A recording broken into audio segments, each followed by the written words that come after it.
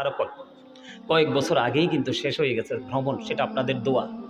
আজকে আসছি, অনেক বছর আপনাদের সাথে দেখা নাই, কথা নাই। আজকে ভাবছি যে সবার সাথে একটা মিলন মেলা হবে, কিন্তু এসে দেখলাম ব্যতিক্রম এক পরিবেশ।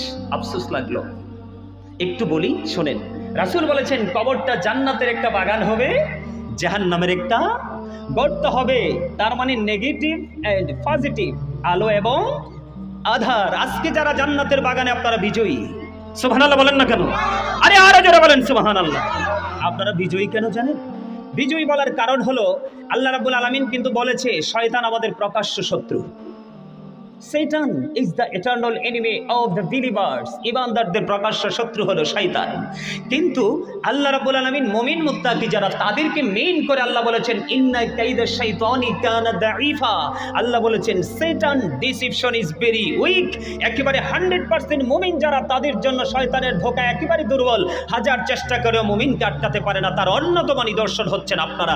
এই জন্য আজকে বলেছি আপনারা শেষ পর্যন্ত কষ্ট করে থেকে যাবেন। আপনারা বিজয়ী হিসেবে পুরস্কার নিয়ে আজকে বাড়ি যাবেন। আমি পুরস্কারের কাছে একটু পরে আসছি, পুরস্কারটার কাছে একটু পরে আসছি। আপনারা সবাই আমার আপন মানুষ, এত আপন যেটা আমি বলতে পারবো না। এই জন্য আমি আপন মনে আপনাদেরকে কথাগুলো বলছি। একটু দুটো কন্ডিশন মানবেন। স্টপ ইউর মাউথ এভরিবডি, সকলের জবানকে বন্ধ রাখবেন। সেকেন্ড কন্ডিশন হলো you listening my lecture very attentively. আমার কথা সবাই মন দিয়ে শুনবেন, তাহলে আজকে এখান থেকে আপনি অনেক কিছু নিয়ে যেতে পারবেন। আমি শুধু আপনাদের জন্য মেসেজ দিয়ে এসেছি, কারণ পৃথিবীর অবস্থা মোটেও ভালো না। এর মধ্যে বাংলাদেশের অবস্থা খুবই খারাপ। কেন জানেন? কারণ আমাদের প্রত্যেকটা অবস্থান ইসলামের প্রতিকূলে, প্রত্যেকটা জায়গায় ইসলামের প্রতিকূলে। এটা বিশ্বাস করেন তো আপনারা? Islam is not only religion but also complete code of life. আপনার পরিপূর্ণ এবং পূর্ণাঙ্গ জীবন ব্যবস্থা রয়েছে ইসলামের মধ্যে। কারণ ইন্না দীনা ইনদাল্লাহিল ইসলাম, ইসলামটা হলো আল্লাহর মনোনীত। আরো জোরে বলেন না সুবহানাল্লাহ। আরে আরো জোরে। দেখছি আবার একটু প্যাকেট করতেছে, আপনারা না থাকলে দিবে কাকে? একটু হাসার জন্য বলছি, হাসতে হতে পারে না, লোকগুলো দুর্বল হয়ে পড়ছে।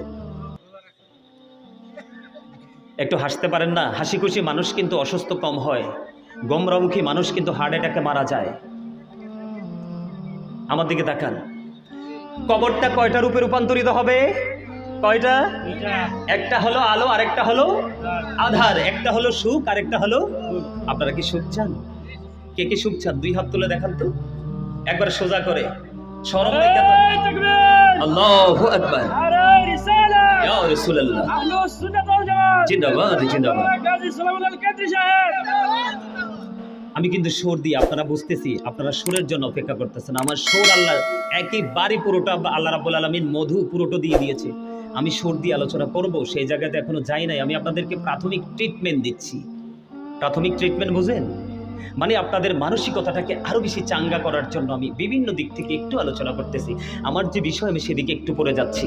তবে আলোচনাটা লম্বা লম্বা হবে না, একেবারে টপিকস আকারে ছোট ছোট করে হবে। গুরুত্বপূর্ণ বিষয়গুলো তুলে ধরবো, কারণ আমার পরে আরেকজন রয়েছে।